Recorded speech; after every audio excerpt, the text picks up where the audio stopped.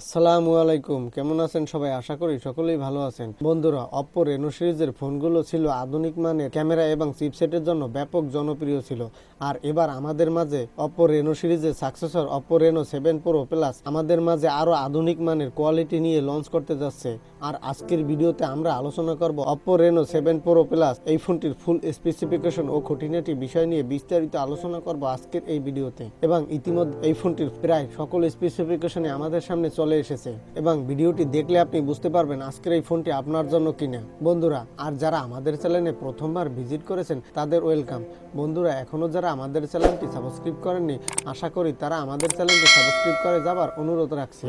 At first আলোচনা করব এই ফোনটির লুক ও বিল কোয়ালিটি নিয়ে। এই ফোনটির ব্যাক সাইডে ব্যবহার করা হয়েছে রেয়ার কোয়াড ক্যামেরা সেটআপ এবং সামনে থাকছে single middle পাঞ্চল cutting selfie camera. এই ফোনটির সামনে ও পেছনে ব্যবহার করা হয়েছে গ্লাসের প্রোটেকশন, যার ফলে এই ফোনটির লুক দেখতে অত্যন্ত প্রিমিয়াম দেখাবে। এছাড়া এই ফোনটির বডি ফ্রেম হবে প্লাস্টিকের বডি ফ্রেম এবং এই ফোনটির ওয়েট হতে পারে 182.5 গ্রাম এবং ফোনটি পাওয়া যেতে পারে 3টি কালার ভেরিয়েন্টে। এছাড়া এই ফোনটি নিচের দিকে থাকতে যাচ্ছে ইউএসবি টাইপ সি পোর্ট, পাশেই থাকছে লাউড স্পিকার এবং এই ফোনটিতে বক্সে প্রোভাইড করা হবে 3.5 মিলিমিটারের অডিও জ্যাক। ফোনটির হাই সিকিউরিটির জন্য ব্যবহার করা হয়েছে in display optical 2.1 finger sensor. এই ফোনটি হতে যাচ্ছে একটি দুর্দান্ত মানের 5G ফোন। তো লুক ও বিল কোয়ালিটির দিক থেকে এই ফোনটি আমার কাছে বেশ চমৎকারই লেগেছে। বন্ধুরা, এই ফোনটিতে ডিসপ্লে হিসেবে ব্যবহার করা হয়েছে 6.52 ইঞ্চি মাপের ফুল এইচডি প্লাস রেজুলেশনের 120 হার্জের সুপার অ্যামোলেড প্যানেল। এই ডিসপ্লেটির কালার হবে 16 মিলিয়ন এবং ব্রাইটনেসের গুড কম্বিনেশন থাকবে, যার ফলে এই ফোনটির ডিসপ্লেটি আমাদের চোখে যেমন প্রিমিয়াম দেখাবে তেমনি সানলাইটেও গুড পারফরমেন্স পাওয়া যাবে। এছাড়া এই ফোনটির ডিসপ্লে রেশিও হবে 19.5:9 এবং ডিসপ্লে রেজুলেশন হবে 1080x2400 পিক্সেল। এছাড়াও এই পিক্সেল ডেনসিটি হবে 402 পিপিআই। এই ফোনটি ডিসপ্লে সিকিউরিটির জন্য ব্যবহার করা হয়েছে গরিলা গ্লাস 6 এর প্রোটেকশন।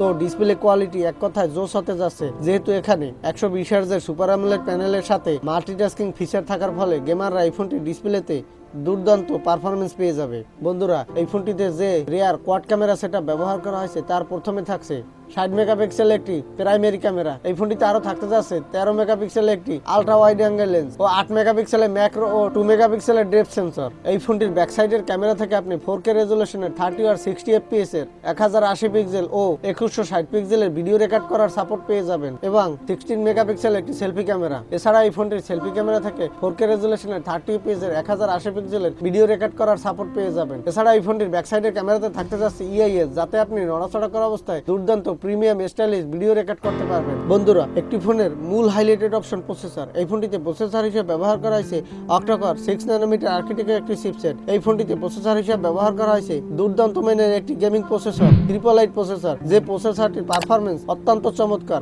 বড় বড় হাই সেটিংস এর গেম ও সফটওয়্যার কোনো প্রকার ল্যাকিং ছাড়াই স্মুথলি প্লে করতে পারবেন। তো এই ফোনটিতে LPDDR5 এর RAM এবং 6 ন্যানোমিটার আর্কিটেকচার চিপসেট ব্যবহার ফলে এর ডাটা ট্রান্সফারের ক্ষমতা থাকবে মার্কেটের অন্যান্য ফোন থেকে অনেকটাই ভালো। এই ফোনটিতে থাকতে যাচ্ছে dual SIM standby 5G support, তবে থাকছে না কোনো SD কার্ড ডেডিকেটেড স্লট।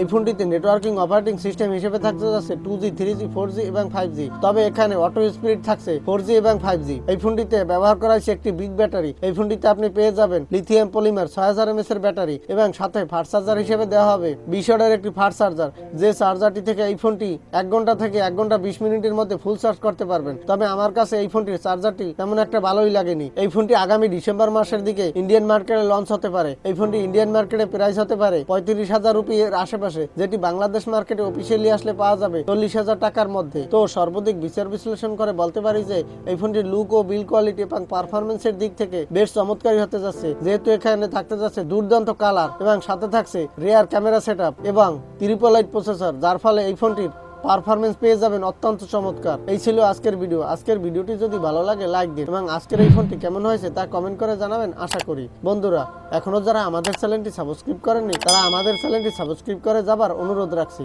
বন্ধুরা, ভালো থাকেন, সুস্থ থাকেন, এই কামনাই করি। এর মতো এখানেই শেষ করছি। দেখা হবে অন্য কোনো নতুন ভিডিওতে। আমাদের সাথে এতক্ষণ থাকার জন্য আন্তরিকভাবে ধন্যবাদ। আজকের মতো আল্লাহ হাফেজ।